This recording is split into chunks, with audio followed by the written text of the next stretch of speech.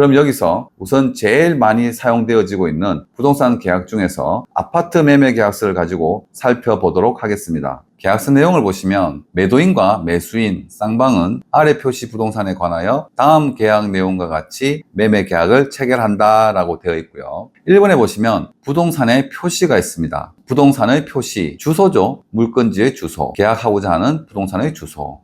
여기서 주소는 도로명 주소를 적어도 되고 구주소를 적어도 됩니다. 그리고 나중에 다시 나오겠지만 매도인, 매수인 인적 사항에서의 주소는 도로명 주소를 적어야 됩니다. 여기서 부동산의 표시에서의 소재지는 토지에서 지목입니다. 등기부등본이나 대장을 확인해서 지목을 작성합니다.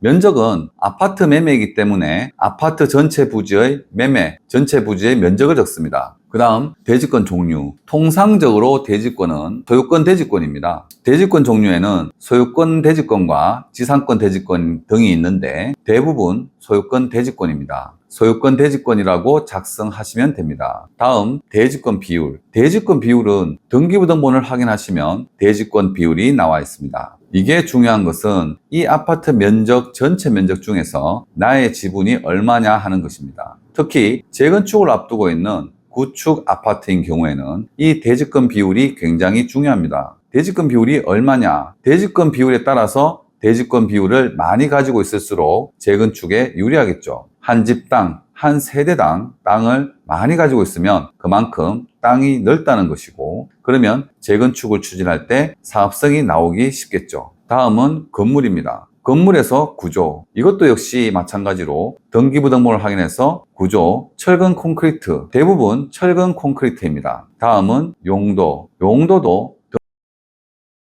주거용인지 상업용인지 용도가 있는데 당연히 아파트 매매이기 때문에 주거용이죠. 그 다음 또 면적이 있는데 여기서의 면적은 아파트 전체 땅의 면적이 아니라 건물의 면적입니다. 건물의 면적은 공용 면적과 전용 면적이 있는데 여기서는 전용 면적을 적습니다. 예를 들어서 전체 면적, 분양 평수가 34평이라 하더라도 실제 전용 면적은 약 24평 정도 된다고 보시면 됩니다. 이번에 계약 내용입니다. 제1조 목적 위 부동산의 매매에 대하여 매도인과 매수인은 합의에 의하여 매매대금을 아래와 같이 지급하기로 한다. 매매대금, 당연히 여기는 총 매매가 되는 매매대금 금액을 적으면 되겠죠. 그 다음에 계약금, 통상적으로 계약금은 10%입니다. 계약금을 주고 영수인이 있습니다. 영수인 적는 란이 있습니다. 그러니까 매도자가 계약금을 받았다면 영수자의 이름을 적는 란에 이름을 쓰고 도장을 찍게 되어 있습니다. 다음은 중도금. 중도금은 통상 40%죠. 중도금에 대해서는 다음 법률 조문을 보면서 다시 설명드리도록 하겠습니다. 그리고 잔금이죠. 잔금을 넣고 계약금 중도금을 뺀 잔금을 지급할 날짜까지 적게 되어 있습니다. 제2조 소유권 이전 등. 매도인은 매매대금의 잔금 수령과 동시에 매수인에게 소유권 이전 등기에 필요한 모든 서류를 교부하고 등기 절차에 협력하여야 하며 위 부동산의 인도일은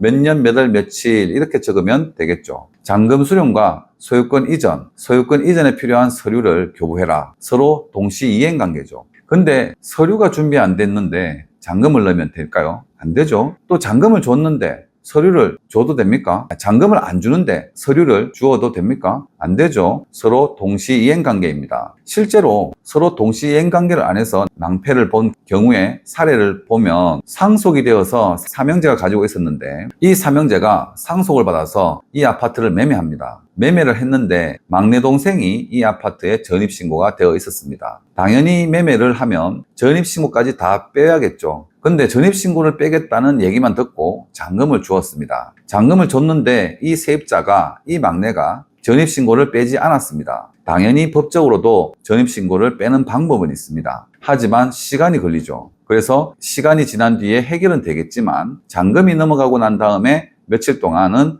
마음고생을 굉장히 많이 하게 되겠죠. 하여튼 이게 쌍방에서 서로 동시 이행 관계이기 때문에 잔금을 받고 서류를 주고 서류를 받고 잔금을 주는 것이 당연한 것입니다. 제3조 제한 물건 등의 소멸. 매도인은 위 부동산에 설정된 저당권, 지상권, 임차권 등 소유권의 행사를 제한하는 사유가 있거나 제세공과금, 기타 부담금의 미납 등이 있을 때에는 잔금 수수일까지 그 권리의 하자 및 부담 등을 제거하여 완전한 소유권을 매수인에게 이전한다. 다만 승계하기로 합의하는 권리 및 금액은 거래하지 아니하다라고 되어 있습니다. 조금 전에 2조에서 봤듯이 당연히 이전 등기에 필요한 서류를 준비해야 되는데 여기에 부동산에 건저당된 저당권, 지상권, 또 설명드린 임차권, 또 조금 전에 사례를 본 것처럼 전입신고가 되어 있다면 이런 모든 것들을 잔금 전까지 모두 제거해야 됩니다. 제4조 지방세 등 위 부동산에 관하여 발생한 수익의 기속과 제세공과금 등의 부담은 위 부동산의 인도일을 기준으로 하되 지방세의 납부 의무 및 납부 책임은 지방세법의 규정에 의한다라고 되어 있습니다. 실제로 재산세 있잖아요. 재산세는 언제를 기준으로 한다? 6월 1일을 기준으로 6월 1일 날 가지고 있었던, 소유하고 있었던 사람에게 부과되는 것이 재산세입니다. 5월 달에 계약하고 6월 달에 잔금이라면 당연히 지금 매도인이 재산세를 내게 되겠죠. 하지만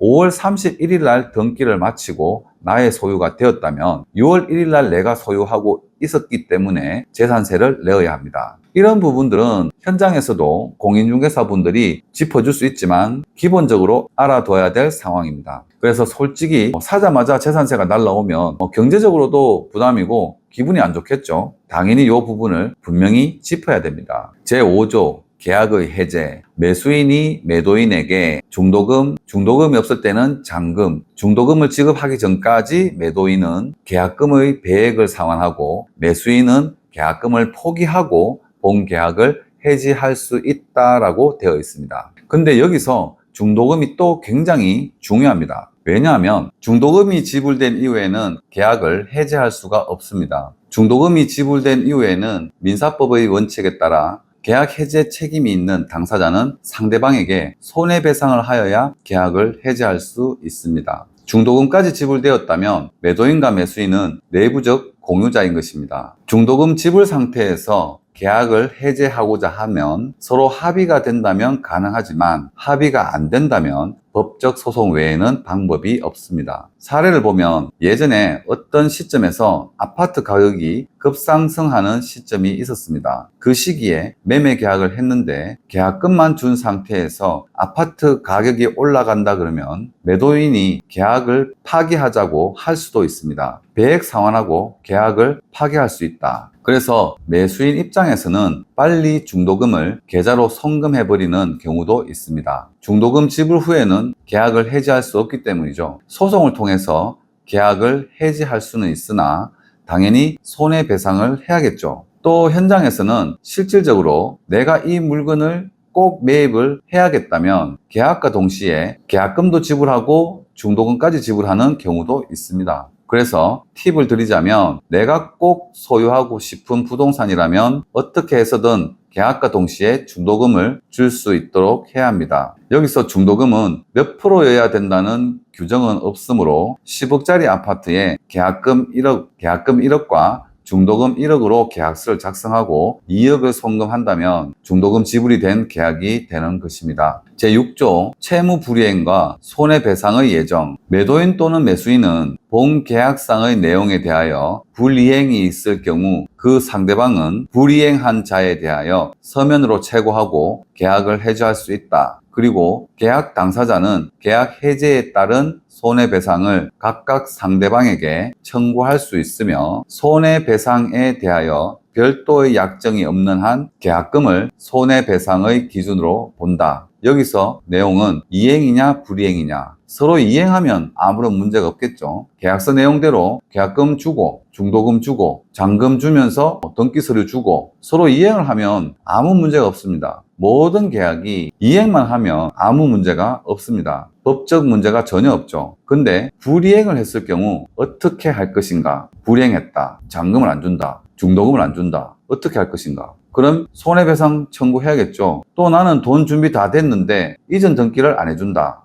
이전 서류를 안 준다. 그럼 당연히 손해배상 청구를 해야 할 것입니다. 제7조를 보시면 중개보수에 관한 상황입니다. 개업공인중개사는 매도인 또는 매수인의 본 계약 불이행에 대하여 책임을 지지 않는다. 또한 중개보수는 본계약 체결에 따라 계약 당사자 쌍방이 각각 지급하며 개업공인중개사의 고의나 과실 없이 본계약이 무효, 취소 또는 해제되어도 중개보수는 지급한다. 공동중개인 경우에 매도인과 매수인은 자신이 중개 의뢰한 개업공인중개사에게 각각 중개보수를 지급한다 라고 되어 있습니다. 여기서는 중개수수료에 관한 내용이죠. 본계약 불이행에 대하여 책임을 지지 않는다. 그러니까 계약이 이행이 되든 안 되든 불이행이 되었든 수수료는 줘야 된다는 것입니다. 또 본계약 체결에 따라서 쌍방이 지급한다. 그리고 계약 이후에 무효가 되든 취소가 되든 해제가 되어도 중개수수료는 줘야 된다. 이 얘기를 하는 것입니다. 그리고 매도인 쪽 중개인과 매수인 쪽 중개인이 각각 틀리다면 각각 자기가 해당된 공인중개사에게 자기 본인의 수수료만 지급하면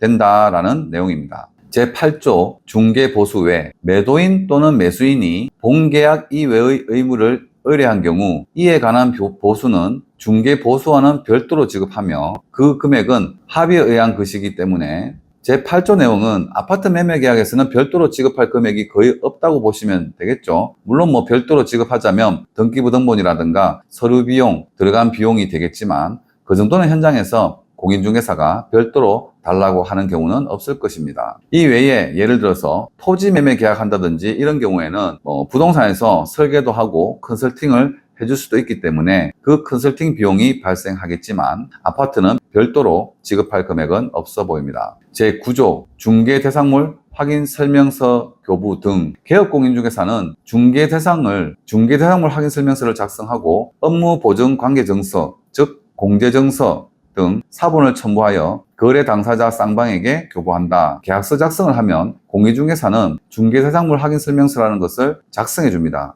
거기에 보시면 이 물건지의 인건 상황, 대출 상황, 그리고 중개 보수 등등이 적혀 있습니다. 그 내용을 계약서와 함께 같이 작성해 줍니다. 이 부분에 대해서는 다음 시간에 중개 확인 설명서 등 작성하는 방법을 다시 한번 보도록 하겠습니다. 그리고 업무보증 관계증서라는 게 있습니다. 공제증서, 공인중개사가 중대 사고를 냈다면 보증을 해주겠다, 보상을 해주겠다라는 증서예요. 근데 여기서 공제증서는 최고 한도가 2억입니다. 만약에 10억 원의 사고가 발생했다면 2억 원은 우선 변제해주고 나머지 금액에 대해서는 공인중개사를 상대로 별도로 소송을 통해서 해결해야 되는 부분입니다. 금액이 한도가 2억이라는 것 명심해 주십시오.